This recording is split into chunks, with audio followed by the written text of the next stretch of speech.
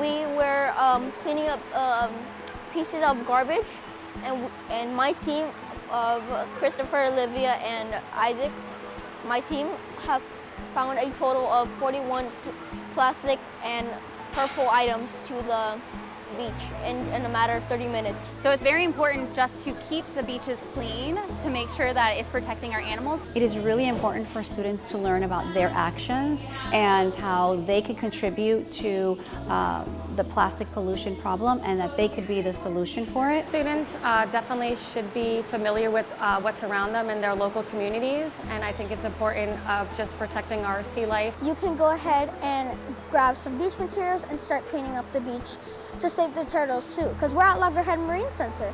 So here we take care of the turtles, the sharks, and the fish.